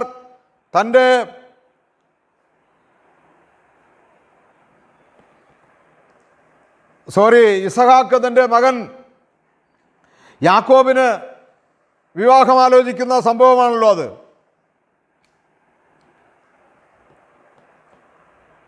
കർത്താവിനാൽ അനുഗ്രഹിക്കപ്പെട്ടവനെ വരിക, അകത്ത് വരിക. എന്താണ് പുറത്തു നിൽക്കുന്നത്? അകത്ത് വരിക. എന്താണ് പുറത്തു നിൽക്കുന്നത്? സമയത്തിൻ്റെ കുറവ് കൊണ്ട് ഞാൻ അതിൻ്റെ വ്യാഖ്യാനത്തിലേക്ക് പോകുന്നില്ല. ഇതെല്ലാം നമ്മളിന്ന് വായിച്ചു കേട്ടതൊക്കെ അത്യാവശ്യം ചുറ്റുപാടുള്ള ആളുകളും ദൂതന്മാരും സൗന്ദര്യശ്രേഷ്ഠന്മാരൊക്കെ ആയിരുന്നു. കണ്ടാൽ ഭംഗിയുണ്ട്, നല്ല പെരുമാറ്റം, കഴിവുണ്ട് ഒക്കെയായിരുന്നു. എന്നാൽ യേശു പറയുന്നൊരു കാര്യമുണ്ട്. വിശുദ്ധ മത്തായിയുടെ സുവിശേഷം 25-ാമത്തെ അധ്യായം 35 മുതൽ വാക്യങ്ങൾ ന്യായവിധിയിൽ പറയുന്നൊരു കാര്യം എന്തെന്നാൽ, ഞാൻ പരദേശിയായിരുന്നു, നിങ്ങൾ എന്നെ സ്വീകരിച്ചു. ഞാൻ പരദേശിയായിരുന്നു, നിങ്ങൾ എന്നെ സ്വീകരിച്ചു. ആ ഭാഗം നിങ്ങൾക്കെല്ലാവർക്കും അറിയാവുന്നതാണ്. ഞാൻ പരദേശിയാണ്, നിങ്ങൾ എന്നെ സ്വീകരിച്ചു എന്ന് പറയുമ്പോൾ, പ്രിയമുള്ളവരെ, വലതുവശത്ത് നിൽക്കുന്ന നീതിമാന്മാരായിട്ടുള്ള ആളുകൾ ചോദിക്കുന്നു, ഞങ്ങൾ നിന്നെ വിശക്കുന്നവനും ദാഹിക്കുന്നവനും നഗ്നനും പരദേശിയും രോഗിയും കാരാഗ്രഹവാസിയും ഒക്കെ ആയിട്ട് എവിടെ വെച്ച് കണ്ടു, നിന്നെ ഹെൽപ്പ് ചെയ്തു എന്ന് ചോദിക്കുമ്പോൾ, എൻ്റെ ഏറ്റവും എളിയ ഈ സഹോദരരിൽ ഒരുവന് ചെയ്തപ്പോൾ എനിക്ക് തന്നെയാണ് ചെയ്തതെന്നാണ് പറയുന്നത്. ഏറ്റവും എളിയ. അപ്പോൾ ദൈവം തൻ്റെ പുത്രൻ വഴി, യേശു ക്രിസ്തു വഴി ഈ പരദേശം, ഈ അതിഥി, ഏറ്റവും എളിയവനിലേക്ക് കൊണ്ടുവന്ന് എത്തിച്ചിരിക്കുകയാണ്. ഏറ്റവും എളിയനിലേക്ക്. എന്നിട്ടൊരു ഉപമ സുവിശേഷത്തിൽ യേശു പറയുന്നുണ്ട്. ഒരു സ്ഥലത്ത് ഒരു വലിയ മനുഷ്യൻ ആഡംബരപൂർവം പട്ടുവസ്ത്രം ധരിച്ച്, ചുമന്ന വസ്ത്രം ധരിച്ച്, എല്ലാ സുഖലോലുപതയിലും ജീവിച്ചിരുന്നു. എന്നാൽ ആ മനുഷ്യൻ്റെ പടിവാതിൽക്കൽ ലാസർ എന്ന് പറയുന്ന ഒരു മനുഷ്യനുണ്ടായിരുന്നു. അവൻ്റെ വ്രണം നായ്ക്കൾ നക്കിയിരുന്നു. പ്രിയമുള്ളവരെ, ഞാനും എൻ്റെ ഭാര്യയൊക്കെ വെളുപ്പിന് നടക്കാൻ പോകും റോട്ടിലൂടെ. ഒരു പട്ടി അകലേന്ന് കാണുമ്പോൾ തന്നെ എൻ്റെ ഭാര്യ പറയും, സൂക്ഷിച്ചോ, പട്ടി ഇറങ്ങിയിട്ടുണ്ട്. ഞങ്ങളൊന്നിലും മാറി നിൽക്കും. അല്ലെങ്കിൽ പട്ടിയെ എന്തെങ്കിലും വടിയെടുത്ത് പേടിപ്പിച്ചു വിടും. ചില പട്ടികൾ പേടിക്കില്ല, ചില പട്ടികൾ കുരച്ചുകൊണ്ട് തന്നെ പുറകിൽ വരും. കൂടുതൽ പട്ടിയുള്ള റോട്ടിലൂടെ യാത്ര അവസാനിപ്പിക്കും, നടപ്പ് അവസാനിപ്പിക്കും. പിന്നെ പട്ടി കുറഞ്ഞ സ്ഥലത്തൂടെ നടക്കും. വെളിച്ചമില്ലാത്ത സ്ഥലത്തൂടെ നടക്കുകയില്ല, വെളിച്ചമുള്ള സ്ഥലത്തൂടെ നടക്കും. നടക്കേണ്ടത് ഞങ്ങളുടെ ആവശ്യം. നടന്നില്ലാതെങ്കിൽ ഞങ്ങൾ ഭൂമിയിൽ ജീവിച്ചിരിക്കില്ല എന്നാണ് ഡോക്ടർ പറഞ്ഞിരിക്കുന്നത്. അതുകൊണ്ട് നടക്കും. പ്രിയമുള്ളവരെ, ഞാനത് പറയാൻ പറഞ്ഞതല്ല. നായ്ക്കൾ വ്രണം നക്കിയിരുന്ന ലാസറിൻ്റെ അവസ്ഥ. ഒരു നായ കുരയ്ക്കുമ്പോൾ, ഒരു നായ എതിരെ കാണുമ്പോൾ ഭയന്ന് മാറുന്ന എന്നെപ്പോലെയുള്ള ഒരാൾ, ഭയപ്പെടേണ്ട ഞാൻ നിന്റെ കൂടെയുണ്ടെന്ന് സുവിശേഷം പ്രസംഗിക്കുന്ന ഞാൻ, സർപ്പത്തിൻ്റെ മേലും അണലിമേലും നീ ചവിട്ടി നടക്കും, സിംഹത്തെയും പെരുമ്പാവിനെ നീ ചവിട്ടി മെതിക്കും. നിന്റെ ഒരു വശത്ത് 1000 പേരും നിന്റെ വലതുവശത്ത് 10,000 പേരും വീഴും, അവരാരും നിന്നെ സ്പർശിക്കുകയില്ല എന്ന് ധ്യാനിക്കുന്ന ഞാൻ, പ്രസംഗിക്കുന്ന ഞാൻ, സ്വന്തം ജീവിതവുമായി ബന്ധപ്പെട്ട് ഒരു നായെ കാണുമ്പോൾ ഒന്നമ്പരക്കുന്നുണ്ടെങ്കിൽ, ഒന്ന് ഭയക്കുന്നുണ്ടെങ്കിൽ, സ്വന്തം ഋണങ്ങൾ അതിൻ്റെ പഴുപ്പും നീരും കുടിച്ചുകൊണ്ടിരിക്കുന്ന നായ്ക്കൾ കുടിച്ചുകൊണ്ടിരിക്കുന്ന ആ മനുഷ്യൻ്റെ ഈ ഭൂമിയിലെ അവസ്ഥ എന്തായിരിക്കും? അവസ്ഥ എന്തായിരിക്കും? എന്നോട് നിങ്ങളോട് ചോദിക്കുക, അവനെ കണ്ടോ? ക്ഷണിച്ചോ? ഭക്ഷണം കൊടുത്തോ? ചോദിക്കില്ലേ പ്രിയമുള്ളവരെ? കാരണം യേശുവല്ലേ പറഞ്ഞത്, ഈ ചെറിയവരിൽ ഒരുവന് ചെയ്തപ്പോൾ എനിക്ക് തന്നെയാണ് ചെയ്തതെന്ന്. എനിക്ക് തന്നെയാണ് ചെയ്തത്. ഞാനിന്ന് ആ ധനവാൻ്റെ ഉപമ വായിക്കുമ്പോൾ ഇങ്ങനെ ഓർക്കും, ഞങ്ങൾക്കും നിനക്കും മധ്യേ ഒരു ഗർത്തമുണ്ടെന്ന് അബ്രാഹാം പറഞ്ഞു. ഏതാണ് ആ ഗർത്തം? ഇന്ന് എൻ്റെയും നിങ്ങളുടെയും റിമോട്ടിൻ്റെ ഗേറ്റല്ലേ ആ ഗർത്തം? നായയുണ്ട് സൂക്ഷിക്കുക എന്ന് എഴുതി വച്ചിരിക്കുന്ന ആ ഗേറ്റല്ലേ ആ വിടവ്? തീർച്ചയായിട്ടും ധ്യാനിക്കുക പ്രിയപ്പെട്ടവരെ. ആ ഗേറ്റ് അത് ഗർത്തമാണെങ്കിൽ, ധനവാന്റെയും ലാസറിന്റെ ഉപമയിലെ ആ വിടവ്, അബ്രാഹാം പറഞ്ഞ വിടവ്, ആ ധനവാന് സ്വർഗത്തിൽ പ്രവേശിക്കാൻ തടസ്സമാണ് എങ്കിൽ, അബ്രാഹത്തിന്റെ മടിയിലിരിക്കുന്ന ലാസറിനെ എങ്ങനെ കാണുന്നു?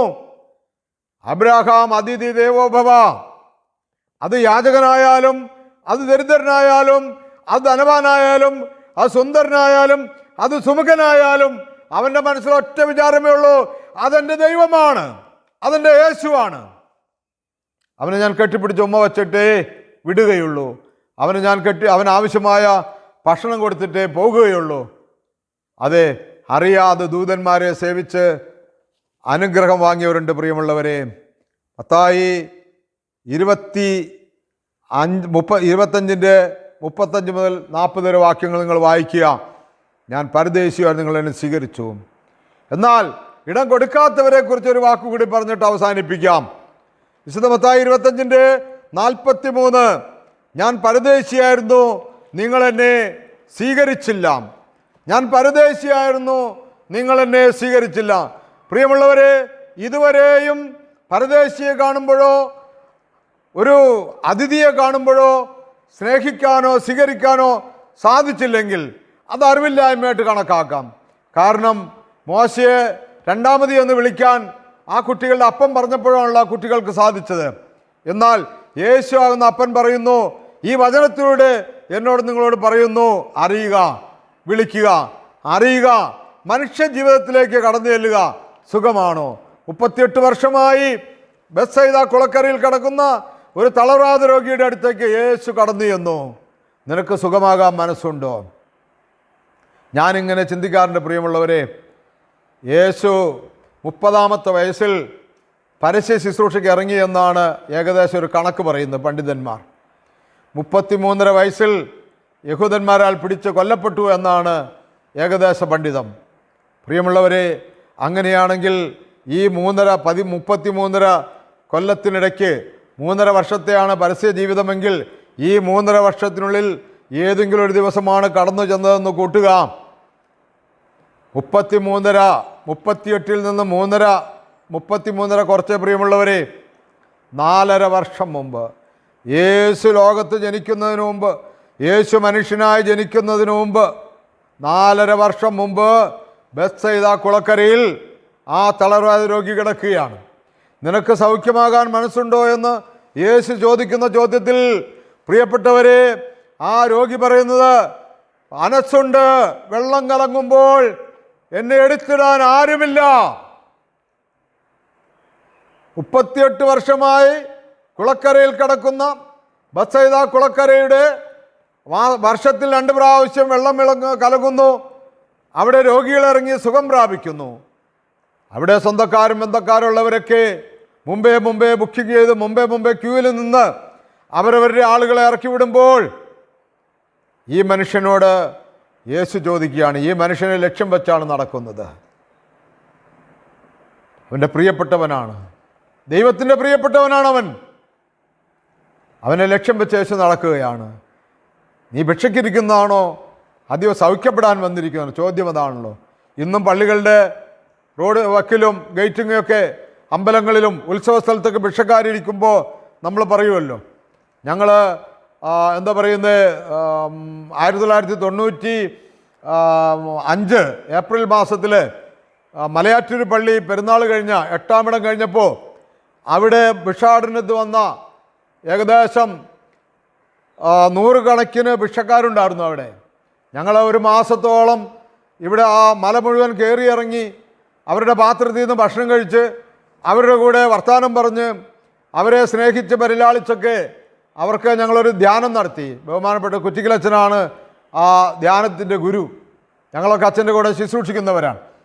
പ്രിയമുള്ളവരെ, ഓരോ ഭിക്ഷക്കാരനെയും അവൻ്റെ പിച്ച എടുക്കുന്ന വണ്ടിയും അവൻ്റെ പാത്രങ്ങളൊക്കെ എടുത്ത് അവന് മാസങ്ങളായി കുളിച്ചിട്ട് അവൻ്റെ ആയിരക്കണക്കിന് രൂപ പ്രതിഫലം കിട്ടിയതൊക്കെ അവൻ്റെ പാണ്ഡത്തിൽ സൂക്ഷിച്ചുകൊണ്ട് അവനെ തോളയിലിട്ടും അവൻ്റെ വണ്ടി 4 പേര് കൂടി ചുമന്നൊക്കെ അവനെ ഞങ്ങൾ താഴ്ത്തിറക്കി സെബിയൂർ എന്ന് പറയുന്ന ഒരു സ്ഥലത്ത് പള്ളിയിൽ RC പള്ളിയുടെ മുറ്റത്ത് ഞങ്ങൾ അവർക്ക് വേണ്ടി ടെൻ്റടിച്ച് 120ഓളം വരുന്ന ഭിക്ഷാടകരായ മക്കളെ ധ്യാനിപ്പിച്ചപ്പോൾ, അവർക്ക് സ്നേഹ സന്തോഷങ്ങൾ പങ്കുവച്ചപ്പോൾ, പ്രിയമുള്ളവരെ, അവരൊക്കെ ഞങ്ങളുടെ മുഖത്ത് നോക്കി പറഞ്ഞു, നിങ്ങൾ ഞങ്ങൾക്കെല്ലാമാണ്.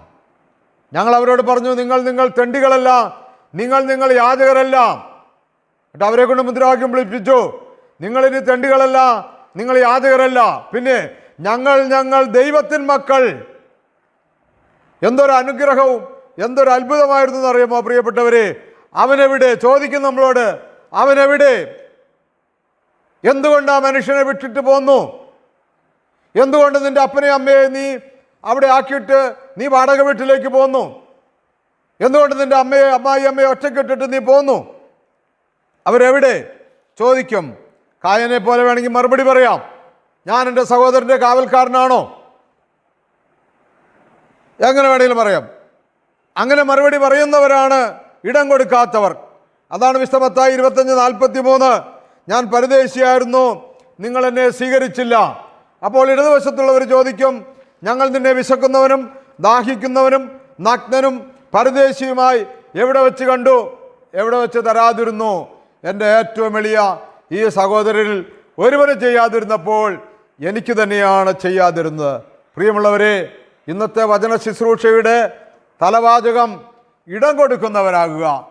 ശ്രദ്ധിച്ചോളണം, ഇടം കൊടുക്കുന്നവരാകുക. ദൈവമേ, ഈ വിധവ എനിക്ക് ഇടം തന്നവളാണ്, ഇവളുടെ മകനെ പീഡിപ്പിക്കരുത്. പ്രവാചകൻ അവളെ, ആ മകനെ ഇങ്ങ് തരിക എന്ന് പറഞ്ഞ് കെട്ടിപ്പിടിച്ച് അവൻ്റെ മേൽ പ്രാർത്ഥിച്ചു. അവൻ സൗഖ്യമുള്ളവനായി വിധവയ്ക്ക് തിരിച്ചു കിട്ടി. അതിഥികളെ അറിയാതെ ദൈവദൂതന്മാരെ സ്വീകരിച്ച് അനുഗ്രഹം പ്രാപിച്ചവരുണ്ടല്ലോ പ്രിയപ്പെട്ടവരെ. യാക്കോബിന്റെ ലേഖനം 2-ാം അധ്യായം 2 മുതൽ 4 വരെ വാക്യങ്ങളിൽ വായിച്ചുകൊണ്ട് നിർത്തുകയാണ്. പ്രിയമുള്ളവരെ, നമ്മുടെ ജീവിതത്തിൻ്റെ ഒരു തുറന്ന അനുഭവം കാണിക്കാൻ വേണ്ടിയാണിത്. നിങ്ങളുടെ സംഘത്തിലേക്ക് സ്വർണ്ണമോതിരം അണിഞ്ഞ മോടിയുള്ള വസ്ത്രം ധരിച്ച ഒരുവനും മുഷിഞ്ഞ വസ്ത്രം ധരിച്ച ഒരു ദരിദ്രനും പ്രവേശിക്കുന്നു എന്നിരിക്കട്ടെ. നിങ്ങൾ മോടിയായ വസ്ത്രം ധരിച്ചവന് നോക്കി ഇവിടെ സുഖമായിരിക്കുക എന്ന് പറയുന്നു, പാവപ്പെട്ടവനോട് അവിടെ നിൽക്കുക എന്നോ എൻ്റെ പാദപീഠത്തിനടുത്ത് ഇരിക്കുക എന്നോ പറയുന്നു. അപ്പോൾ നിങ്ങളിൽ തന്നെ വിവേചനം കാണിക്കുകയും ദുഷ്ടവിചാരങ്ങൾ പുലർത്തുന്ന വിധികർത്താക്കളാവുകയുമല്ലേ ചെയ്യുന്നത്. Hallelujah, praise the Lord. ദൈവത്തിന് നന്ദി. നമ്മൾ ആരാണെന്ന് പരിശോധിക്കാൻ യാക്കോബിലെ പറയാണ്, നീ അതിഥിയെ സ്വീകരിക്കുന്നവനാണ്, നിനക്ക് അതിഥി ദേവോഭവയാണ്, എല്ലാം ശരിയാണ്. പക്ഷേ നിന്റെ സംഘത്തിലേക്ക്, നിന്റെ വീട്ടിലേക്ക്, നിന്റെ കൂട്ടായ്മയിലേക്ക്, നിന്റെ മഠത്തിലേക്ക്, നിന്റെ സെമിനാരിയിലേക്ക്, നിന്റെ അരമനയിലേക്ക് നീ ക്ഷണിക്കുന്നത് ആരെയാണ്? സ്വർണ്ണമോതിരം അണിഞ്ഞ് മോടിയുള്ള വസ്ത്രം ധരിച്ച ഒരുവനും മുഷിഞ്ഞ വസ്ത്രം ധരിച്ച ഒരു ദരിദ്രനും പ്രവേശിക്കുന്നു എന്നിരിക്കട്ടെ. നിങ്ങൾ മോടിയായ വസ്ത്രം ധരിച്ചവനെ നോക്കി ഇവിടെ സുഖമായിരിക്കുക എന്ന് പറയുന്നു. പാവപ്പെട്ടവനോട് അവിടെ നിൽക്കുക എന്നോ എൻ്റെ പാദപീഠത്തിനടുത്ത് ഇരിക്കുക എന്നോ പറയുന്നു. അപ്പോൾ നിങ്ങളിൽ തന്നെ വിവേചനം കാണിക്കുകയും ദുഷ്ടവിചാരങ്ങൾ പുലർത്തുന്ന വിധികർത്താക്കളാവുകയും അല്ലേ ചെയ്യുന്നത്. പ്രിയമുള്ളവരെ, ഞങ്ങളെ കുറ്റിക്കലച്ചൻ ഞങ്ങളെല്ലാവരും കൂടി പഞ്ചാബിൽ ജലന്ധർ സിറ്റിയിൽ അവിടെ ട്രിനിറ്റി എന്ന് പറയുന്ന ഒരു സെമിനാരിയും ഒത്തിരി സ്ഥാപനങ്ങൾ അവിടെയുണ്ട്. അവിടെ ഞങ്ങളെ അച്ഛനെ ടീമിനെ ധ്യാനത്തിന് വിളിച്ചു. അവിടെ ധ്യാനത്തിനായിട്ട് ചെന്ന് കഴിഞ്ഞപ്പോൾ 2-3 സെക്ഷനാണ് അവിടെ. അവിടുത്തെ കുറച്ച് സിസ്റ്റർമാർക്ക് ധ്യാനമുണ്ട്, കുറച്ച് അധ്യാപകർ, പ്രേക്ഷിതരായിട്ടുള്ള അങ്ങനെയുള്ള ആളുകൾക്ക് ധ്യാനമുണ്ട്, സാധാരണ അൽമായക്കാർക്കുള്ള ധ്യാനവുമുണ്ട്. 1 മാസത്തോളം ഞങ്ങളവിടെ തങ്ങി നിന്നുകൊണ്ടാണ് ഇതെല്ലാം ചെയ്യുന്നത്. അപ്പോൾ ഞാനിങ്ങനെ സിസ്റ്റർമാരുടെ ധ്യാനത്തിൽ ഞാൻ ഇങ്ങനെ പറഞ്ഞു, ഒരു മഠത്തിൽ വന്നാൽ അവിടെ 3 ലോഞ്ചുണ്ട്, 3 സ്ഥലമുണ്ട് ഇരിക്കാൻ. വളരെ ഇമ്പോർട്ടൻ്റ് ആയിട്ടുള്ള ആളുകൾക്ക് അകത്തെ പാർലർ, രണ്ടാമത്തെ പാർലർ സിസ്റ്റേഴ്സിൻ്റെയൊക്കെ സ്വന്തപ്പെട്ടവരോ ബന്ധപ്പെട്ടവരോ അത്യാവശ്യം വേണ്ട ആളുകളൊക്കെ വന്നാൽ ഇരിക്കുന്നത്. 3-ാമത്തെ പാർലർ ഞാൻ പറഞ്ഞു, 3-ാമത്തെ പാർലർ കാർ പോർച്ചാണ്. അവിടെയാണ് ഭിക്ഷാടകൻ വരുന്നത്, അവിടെ വെച്ചാണ് ആഹാരം കൊടുക്കുന്നതൊക്കെ ഞാൻ കണ്ടിട്ടുള്ളത്. എല്ലാ മാസവും കറക്റ്റ് സമയത്ത് പിരിവിന് വരുന്ന യാചകനായ വ്യക്തി വന്നവിടെ മണിയടിക്കും. ആരാണ് ബെല്ലടിച്ചതെന്ന് നോക്കാൻ ഏൽപ്പിക്കപ്പെട്ടിരിക്കുന്ന ആൾ ഓടിച്ചെന്ന് നോക്കും. യാചകനാണെങ്കിൽ അവിടെ ചെന്ന് പറയും ഒരു യാചകനാണ്, എല്ലാ ദിവസവും തന്നെയാളാണ്, അപ്പോൾ അയാൾക്ക് ഇത്തിരി ചോറും കറി ഊണിൻ്റെ സമയത്താണ് ആണെങ്കിൽ അങ്ങനെയും ഇത്തിരി പൈസ കൊടുത്തേക്കാൻ പറഞ്ഞത് ഏൽപ്പിക്കും, അത് കൊടുക്കും. അപ്പോൾ ഞാനിങ്ങനെ പറഞ്ഞു, പ്രിയമുള്ളവരെ, ആ കാർ പോർച്ചിൽ വന്നത് യേശുവാണ് നിങ്ങളുടെ മണവാളനാണെങ്കിൽ നിങ്ങൾ അവൻ എങ്ങനെ സ്വീകരിച്ചു എന്നുള്ള ചോദ്യം വരില്ലേ? ഈ ചെറിയവല്ലൊരുവനെ ഞാൻ ചെയ്തപ്പോൾ എനിക്ക് തന്നെയാണ് ചെയ്തതെന്ന്. ആ ക്ലാസ് കഴിഞ്ഞ് ഞങ്ങൾ ഭക്ഷണത്തിനായിട്ട് പോരുമ്പോൾ ഒരു പ്രായമായ സിസ്റ്റർ എൻ്റെ അടുത്ത് വന്നിട്ട് പറഞ്ഞു, മോൻ പറഞ്ഞത് സത്യമാണ്, പക്ഷേ എനിക്ക് ഭയങ്കര പേടിയാണ് ഇവരെ. അന്ന് സിസ്റ്റർ എന്ന് ചോദിച്ചു ഞാൻ. അത് ഞാനൊരിക്കൽ ഇതുപോലെ മോൻ പറഞ്ഞതുപോലെ അന്ന് എൻ്റെ ഡ്യൂട്ടിയായിരുന്നു. ഞാൻ മഠത്തിൽ ചേർന്ന നാളിൽ പുറത്തു വന്ന് ബെല്ലടിക്കുന്നവർ ആരാണെന്ന് നോക്കാനും അതവിടെ ആളെ വേണ്ടപ്പെട്ടവരോട് പറയാനും എൻ്റെ ജോലിയായിരുന്നു. അപ്പം ഞാനിതുപോലെ ഒരു പാവപ്പെട്ട ഭിക്ഷക്കാരനാണ് വന്നതെന്ന് പറഞ്ഞപ്പോൾ അന്നത്തെ കാലത്ത് മദർ 25 പൈസ തന്നു, വലിയ തെറ്റില്ലാത്തൊരു പൈസയാണ്. ഞാനത് കൊണ്ടുപോയി കൊടുത്തു. അപ്പോൾ അയാൾ ചോദിച്ചു, ഇതൊക്കെയാണോ ഇടി തരാനുള്ളൂ എന്നും പറഞ്ഞുകൊണ്ട് എൻ്റെ മുഖത്തേക്ക് എറിഞ്ഞു. അന്ന് മുതൽ എനിക്ക് ഇവറ്റകളെ കാണുമ്പോൾ ദേഷ്യമാണ്, എനിക്ക് പേടിയാണ് എന്ന് പറഞ്ഞു. ഞാൻ ചിരിച്ചുകൊണ്ട് പറഞ്ഞു, സിസ്റ്ററെ, അത് യേശുവായിരുന്നു, മണവാളനായിരുന്നു. മണവാട്ടിയോട് അങ്ങനെ ചോദിക്കാനുള്ള അധികാരമുണ്ടല്ലോ. നീ എന്താ എന്നെ കയറ്റിയിരുത്താഞ്ഞ്? നീ എന്താ അകത്തേക്ക് വിളിക്കാഞ്ഞത്? നീ എനിക്കെന്താ അകത്ത് വെച്ച് ഭക്ഷണം തരാഞ്ഞതെന്നുള്ള ചോദ്യമാണ്. അതുകൊണ്ട് ആ മുറിവായിട്ട് ഇനി നടക്കണ്ട. ഇന്നു മുതൽ ഇപ്പോൾ അധികാരം ഇപ്പോൾ എല്ലാം ഉണ്ടല്ലോ, പ്രായമായല്ലോ. ഇപ്പോൾ പറഞ്ഞാലും ഇപ്പോൾ കൊച്ചു സിസ്റ്റർമാരാണ് അധികാരത്തിലിരിക്കണമെങ്കിലും മോളെ അങ്ങനെയല്ല ഇങ്ങനെയാണെന്നൊക്കെ പറഞ്ഞാൽ അവരൊക്കെ അനുസരിക്കുമല്ലോ. അതുകൊണ്ട് ഈ അറിഞ്ഞടക്കുന്നവർക്കൊക്കെ കുറച്ചും കൂടി ഒരു സന്തോഷം കിട്ടുന്ന കാര്യങ്ങളൊക്കെ നിങ്ങളുടെ കൂട്ടായ്മയിലും നിങ്ങളുടെ മാസധ്യാനത്തിലോ വാർഷിക ധ്യാനത്തിലൊക്കെ ഈ കുഞ്ഞു സിസ്റ്റർമാരൊക്കെ പറഞ്ഞു കൊടുക്കണം. ആരെയും പേടിക്കണ്ട, ആരെയും ഭയപ്പെടേണ്ട. ആരെ വിളിച്ചാലും നമ്മൾ യേശുവിൻ്റെ മനോഭാവത്തോടുകൂടി യേശുവിനെ കണ്ടതുപോലെ കാണണം. യേശുവാണ് നമ്മുടെ മണവാളനാണെന്നൊക്കെ ഞങ്ങളിങ്ങനെ തമാശയിലൂടെയാണെങ്കിലും അല്ലാതെയാണെങ്കിലും ഒക്കെ പറഞ്ഞു, പ്രിയമുള്ളവരെ. അതുകൊണ്ടാണ് ഞാൻ ഇങ്ങനെ പറഞ്ഞത്, ഒരു വീട്ടിലാകട്ടെ, ഒരു സംഘത്തിലാകട്ടെ, എവിടെയാകട്ടെ, മോടി ഉള്ള വസ്ത്രം ധരിച്ചവനെ നോക്കി സുഖമായിരിക്കുക എന്നും മുഷിഞ്ഞ വസ്ത്രം ധരിച്ച ദരിദ്രനോട് അവിടെ നിൽക്കുക എന്നും പറയുന്നു. നിൽക്കുക അല്ലെങ്കിൽ എൻ്റെ പാദപീഠത്തിനായിരിക്കുക. നമ്മൾ അങ്ങനെയല്ല, അവിടെ നിന്ന് അങ്ങോട്ട് തരാമെന്നല്ലേ പറയുന്നത്. പേടി കൊണ്ടായിരിക്കാം, അറപ്പ് കൊണ്ടായിരിക്കാം, എല്ലാം ശരിയായിരിക്കാം. പക്ഷെ പ്രിയമുള്ളവരെ, ഈ വചനം നമ്മൾ കേൾക്കുകയല്ലേ, ഈ വചനം നമ്മളെ ക്രിയ ചെയ്യണ്ടേ? ഈ വചനം കർത്താവേ, ഒരു യാചകൻ നമ്മളെ നോക്കിയിട്ട് പറയണ്ടേ, ദൈവമേ, ഈ സിസ്റ്ററിന്, ഈ ചേട്ടന്, ഈ ചേച്ചിക്ക് ഒന്നും വരുത്തരുത്. കാരണം എന്താണ്? ഇവർ എനിക്ക് ഇവരുടെ മനസ്സിലൊരിടം തന്നവരാണ്, ഇവരെന്നെ ദൈവത്തെ പോലെ കണ്ടവരാണ്. ഏതൊരു യാചകനും പ്രാർത്ഥിക്കണ്ടേ? പ്രിയമുള്ളവരെ, അവിടെ നിൽക്കുക. അല്ലെങ്കിൽ എൻ്റെ പാദപീഠത്തിൻ്റെ അടുത്ത്, ഞാൻ കസേരയിലിരുന്ന എൻ്റെ പാദം എവിടെയായിരിക്കുന്നേ? തറയിലാണ്. തറയിലിരിക്കുക എന്ന് പറയുന്നു. ദുഷ്ടവിചാരങ്ങൾ പുലർത്തുന്ന വിധികർത്താക്കളാവുകയുമല്ലേ ചെയ്യുന്നത്. അവനവൻ്റെ ന്യായവിധി, അവനവൻ്റെ ശിക്ഷാവിധി അവനവൻ തന്നെ പുറപ്പെടുവിക്കുകയല്ലേ പ്രിയമുള്ളവരെ. അതുകൊണ്ട് ഈ ലോകത്തിൻ്റെ സ്ഥാനങ്ങളോ മാനങ്ങളോ ഈ ലോകത്തിൻ്റെ സൗഭാഗ്യങ്ങളോ മാത്രമല്ല യേശുവിൽ നിന്ന് കിട്ടുന്നത്. യേശുവിൽ നിന്ന് ഒരു ജീവിതശൈലി കിട്ടുന്നു. യേശു ക്രിസ്തുവിൽ നിന്ന് ഒരു മാർഗം കിട്ടുന്നു. അവൻ വഴിയും സത്യവും ജീവനുമാണ്. ഫിലിപ്പിയർ ലേഖനത്തിൽ പറയുന്നു, യേശുവിൻ്റെ മനോഭാവം നിങ്ങൾക്കും ഉണ്ടായിരിക്കട്ടെ. അവൻ ദൈവമായിരുന്നിട്ടും ദൈവത്തോടുള്ള സമാനത മുറുകെ പിടിക്കേണ്ട കാര്യമായി പരിഗണിക്കാതെ ദാസന്റെ രൂപം സ്വീകരിച്ച് ആകൃതിയിൽ മനുഷ്യനെ പോലെ കാണപ്പെട്ട് തന്നെ താഴ്ത്തി കുരിശുമരണം വരെ അനുസരണമുള്ളവനായി. വചനം കേൾക്കുന്ന പ്രിയപ്പെട്ടവരെ, ഒന്ന് ധ്യാനിക്കുക. ദൈവമേ, ഈ വിധവ എനിക്കിടം തന്നവളാണ്. എൻ്റെ ദാരിദ്ര്യത്തിലും എൻ്റെ സമ്പന്നതയിലും ഞാൻ ആർക്കൊക്കെ ഇടം കൊടുത്തിട്ടുണ്ട്. എൻ്റെ അപ്പന്, എൻ്റെ അമ്മയ്ക്ക്, എൻ്റെ സഹോദരങ്ങൾക്ക്, എൻ്റെ അയൽവാസിക്ക്, എൻ്റെ സമൂഹത്തിന് ആരൊക്കെ എങ്ങനെയൊക്കെയാണ് ഞാൻ ഇടം കൊടുക്കുന്നത്? ഉള്ളവനുള്ള ഇടമാണോ ഇല്ലാത്തവന് കൂടി? ഇല്ലാത്തവൻ്റെയും കൂടി ഞാൻ എടുക്കുകയാണ്. പരിശോധിക്കുക പ്രിയമുള്ളവരെ. കണ്ണുകളടയ്ക്കാൻ പ്രാർത്ഥിക്കാം.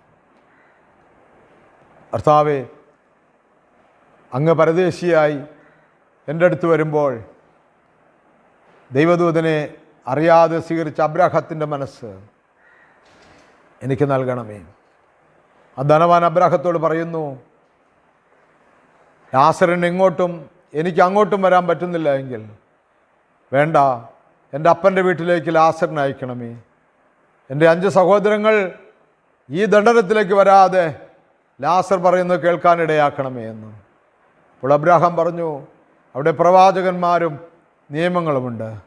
അപ്പോൾ ധനവാൻ പറഞ്ഞു, പ്രവാചകന്മാരും നിയമങ്ങളും അവർ അനുസരിക്കില്ല.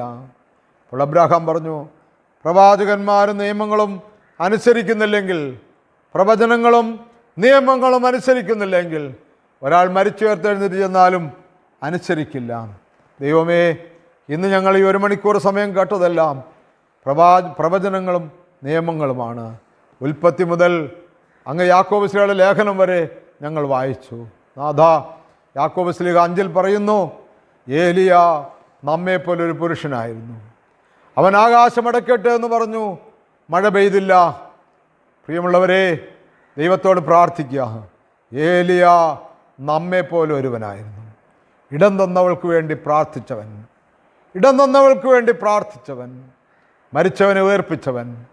ഏലിയ നമ്മെപ്പോലെ ഒരുവനായിരുന്നു. ഞാൻ നിങ്ങളും ബലഹീനരായിരിക്കെ ദൈവത്തിൻ്റെ ആത്മാവ് നമ്മുടെ മേൽ വന്നു കഴിയുമ്പോൾ പ്രിയമുള്ളവരെ, നമുക്കിതെല്ലാം സാധിക്കും. അതുകൊണ്ട് കാത്തിരിപ്പിൻ്റെ ഈ ദിവസങ്ങളിൽ, ഇനിയും കുറച്ച് ദിവസങ്ങളേ ഉള്ളൂ. പെന്തക്കോസ്താ ദിനം സമാഗതമാകാൻ ഇനി വളരെ കുറച്ച് ദിനങ്ങളേ ഉള്ളൂ. പെന്തക്കോസ്താ ദിവസം അവർ പരിശുദ്ധാത്മാവിനാൽ നിറഞ്ഞപ്പോൾ അവരാദ്യം ചെയ്തത് ആരും വ്യത്യാസമില്ലാതെ എല്ലാവരെയും തുല്യരായി എല്ലാവരും ഒരുപോലെ കണ്ടു. പ്രിയമുള്ളവരെ, പരിശുദ്ധ സഭ കാത്തിരിപ്പിൻ്റെ ദിനങ്ങളായി സ്വർഗാരോഹണ പെരുന്നാളിൻ്റെ അന്നു മുതൽ ഇന്ന് വരെയും നമ്മൾ മുന്നോട്ട് പോകുമ്പോൾ, അടുത്ത ഞായറാഴ്ച പെന്തക്കോസ്തിയുടെ ദിനത്തിലായിരിക്കുമ്പോൾ, ദൈവമേ, പ്രിയമുള്ളവരെ, ഇനി വളരെ കുറച്ച് ദിവസങ്ങൾ, ഇന്ന് ബുധൻ, വ്യാഴം, വെള്ളി, ശനി, പെന്തക്കോസ്തിയുടെ ഒരു അനുസ്മരണം നമ്മൾ നടത്തുമ്പോൾ ആദിമസഭയുടെ ചൈതന്യം സഭയിലും നമ്മൾ ഓരോരുത്തരിലും ലഭിക്കണമേ എന്ന് പ്രാർത്ഥിക്കാം. ലഭിക്കണമെന്ന് പ്രാർത്ഥിക്കാം. പെന്തക്കോസ്തിയുടെ ഈ നാളുകളിൽ, കാത്തിരിപ്പിൻ്റെ നാളുകളിൽ ദൈവത്തിൻ്റെ പരിശുദ്ധാത്മാവ് ഈ വചനങ്ങളെ കേൾക്കാനും ഈ വചനങ്ങളെ ശ്രവിക്കാൻ നമുക്ക് അനുവദിച്ചുവെങ്കിൽ ഈ വചനങ്ങൾ ജീവിക്കുവാനും അവിടുന്ന് മതിയായതും അവിടുന്ന് സഹായിക്കാനും ശക്തനുമാണ്. പ്രിയമുള്ളവരെ, തന്നെ സമർപ്പിക്കുക. എല്ലാ നന്മകളും ഐശ്വര്യങ്ങളും നേരുന്നു. അറിയാതെ ദൂതന്മാരെ സേവിച്ച് അനുഗ്രഹം പ്രാപിച്ചവരുണ്ട്.